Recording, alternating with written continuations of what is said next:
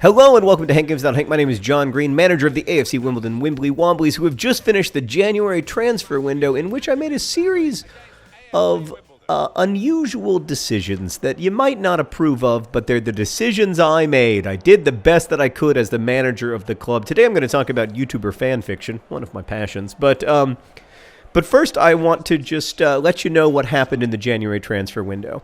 I alluded to this without ever actually talking about it a couple of videos ago, where I kept trying to talk about my strategy but never getting to it because I was so obsessed with that ginger who played for Carlisle United. His name's actually Alry, H-E-R-Y, not Henry, B. Alry, but I'm going to call him Henry anyway. Point being,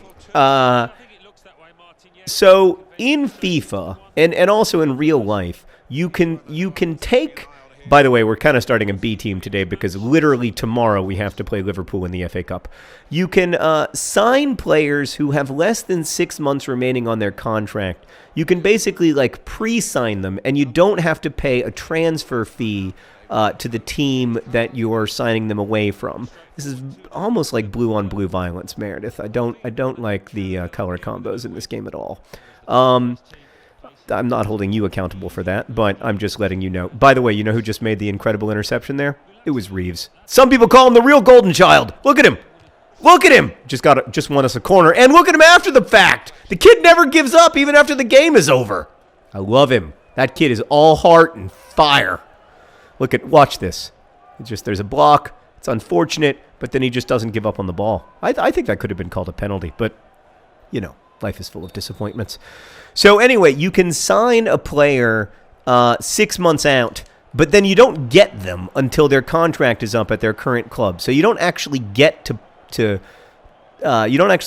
to play for you until next year, but you don't have to pay a transfer fee. So I put all of my transfer money into because the main problem we have, or one of the problems we have a bunch, is lack of depth.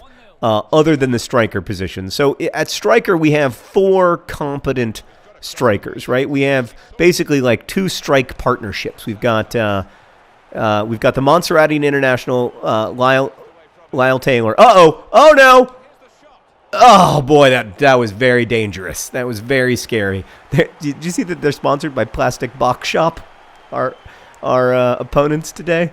Wow, Accrington Stanley and Plastic Box Shop, just a match made in heaven. What do you guys sell at your store? Oh, we sell plastic boxes. We're in the plastic box sales business. So anyway, I bought a bunch of players like that. Boy, that was pure power and strength. I bought a bunch of players like that. And I think like 4 players, which was the most it was the most we could kind of get out of our money without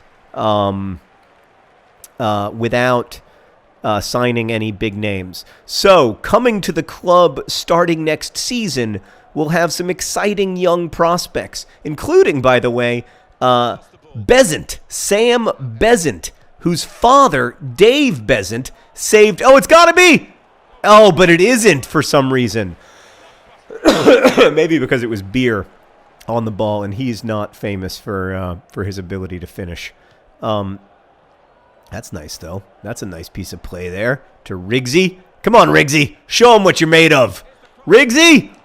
Oh, disappointment. Disappointment from T.S. Eliot in that moment. He could have made himself a beautiful lyric, but instead he made a hash of it. So that's what we did. So we don't get any of those players now, unfortunately. I was fouled from behind. Thank you, referee. But we're going to get them soon. Now I get to talk about YouTuber fan fiction. This means that we will be very, very, very thin. Right now, for instance, other John Green is injured, and I don't have a central midfielder to start in his place until next season. But starting next season, we'll have some much-needed depth. So we just need to get through this season and make it to League One, and we'll be fine. Everything will be fine. Don't worry. Okay, that's all. So I love fan fiction. I am a great fan of fan fiction. Oh God, that should have been a goal. I love Wimbly Womblys fan fiction. I've read some stuff about Bald John Green and Other John Green that I just found intensely moving, and that in fact shaped my own understanding of Bald John Green and Other John Green's love story. But I also love fan fiction. Like I've read fan fiction about like Harry Potter, and I've read fan fiction about my own books, which is a surreal and wonderful experience. Like the fact that somebody would care enough about your characters to try to sort of write in their voices or write from their experience or expand upon their experience is to me just this incredible gift. Like the coolest thing that happens because of writing, for me at least, in my own personal experience, is that a book can become sort of like better and more interesting because of the kind of that was so close, because of the kind, but that was a nice pass, that was a nice ball in. I really liked that ball in, but we were just too close to Mr. Mooney. Accrington Stanley is just, they've got a phenomenal defense. Nope. I needed you to turn in that situation. So I love fan fiction about my books, and I love fan fiction about oh god, get back, yes. And I love fan fiction, passing it out of the back like the Wimbly Womblys do. In general, like I love the idea of it. I am somewhat less comfortable, I have to say, with fan fiction about real people, because it can be weird. And uncomfortable. For instance, there is fan fiction out there in which I have sex with my brother, and that makes me uncomfortable. I find it quite weird because I am a real person. Like I don't have a problem with it when it's Weasley's, but I do have a problem with it when it's me and Hank. And I guess maybe I can never tell if I'm asking. By the way, I know I was starting a left midfielder up front. I apologize for that, especially since I have a strong strike partnership. I'm not sure what happened there, but we're bringing in John Green for the second half. I've got to rest. I have to absolutely. Where is Taylor? Oh, that's what happened. Gosh, guys, I know that didn't make you happy. I can just sense the anger. I can hear it in your voices. I will also take out the Montserratian international who was misplayed there. Okay, so we're just making one substitution at halftime. Just bring in John Green, see if we can get something out of it. Our Montserratian international doesn't seem psyched to be on the bench, but it might be because it's colder, when you're not playing. Who knows? But I felt like I had to put him there. We need a spark. We need something to happen here. Oh, look at that. Look at that piece of play there from Riggsy. I've become quite fond of Little Mr. Riggsy. I call him Little Mr. Riggs, which he doesn't like. In training, it really pisses him off. So I just think like there's I guess the response to that is, aren't I using real people to create a fictional world right here, right now? As we're John Green, that is a situation in which you must finish. You must. Okay, there can be no not finishing in that situation. Right, so there's an argument to be made that I'm using these real people right now to create a fictional universe, and is that unfair of me? And I think maybe it. I don't know. Like I am really torn about this, because I think that there is an extent to which people in public discourse, they aren't people in the same way that other people are people, because because there's something sort of depersonifying about being a public figure. Like even the word public, even the phrase public figure has the word figure in it instead of person. Like it's an objectifying phrase, and maybe that's the deal with the devil you make. They found the smallest possible person to send that cross onto, but it almost worked. What's going on back here? Everything okay? Everybody calm? Everybody feeling good? Okay. Got to really figure out our corner kick strategy, because right now our corner kicks tend to result in nothing, like that one. Osborne got a good head on the ball, but it was all for naught. So I guess so I have read some YouTuber fan fiction, like I've read because I find this world so fascinating. I've also read quite a bit of One Direction fan fiction, which I also find really interesting, and I'm just fascinated by the way that fan communities and particularly talented people within them can kind of like can strengthen the bonds within the community, but also like kind of help lead the community to do interesting things, right? Like I think a lot about the Harry Potter fan community is the ultimate example of this to me. It's T.S. Eliot, and he's on an absolute rampage. He's on a rampage, Meredith. He set it up. Oh, he finishes. He finishes because he's a finisher. T.S. Eliot! Light, the visible reminder of the invisible light.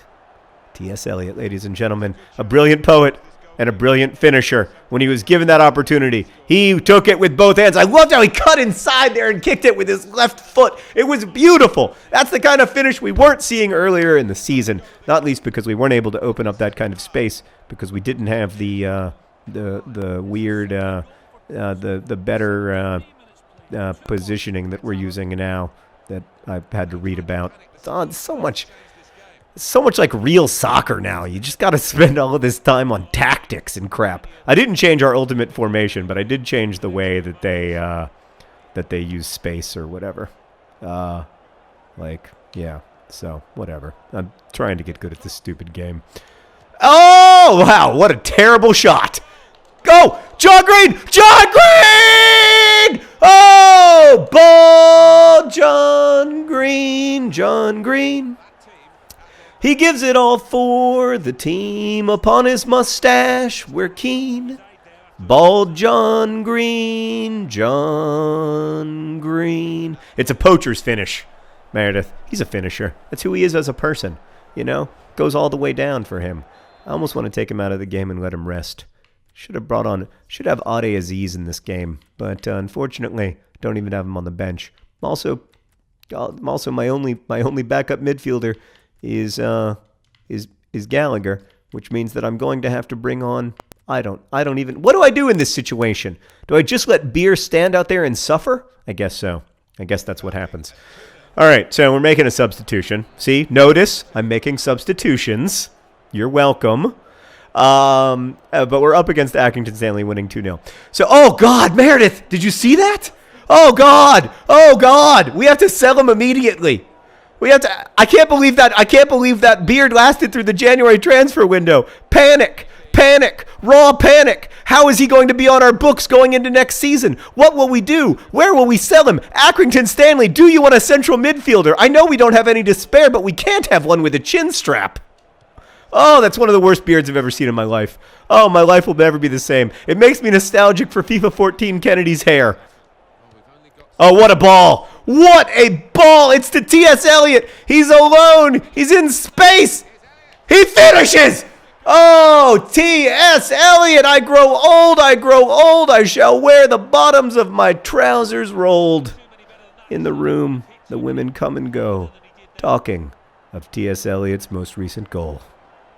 It's almost a rhyme. It's a little Emily Dickinson-style slant rhyme, writing go and goal. Oh, I love it. What a time to be alive. Just a rampaging second-half performance from AFC Wimbledon. Turns out putting a striker up front makes a huge difference in terms of your ability to score goals. Who knew? Not me. So yeah, but about fan fiction, I have this. I know that I love unambiguously. I love the kind of fan fiction. That's a nice ball for John Green. I love the kind of fan fiction that involves fictional characters, and I don't like it when authors or large institutions such as movie studios try to control the stories that are told about characters. I think you have to control any like profit-making enterprises. Great save by Shea there. But I don't think that you should. I mean, people who just make stuff because they want to make stuff, they should definitely be allowed to. And I don't think there's anything wrong. I also don't think that. I don't know. So yeah, that's where I am. I am unsettled, as I am with most things. Speaking of unsettled, how about Shea's hair? I don't think I like it. I'm unsettled by it. Well, we've got a corner kick to defend here.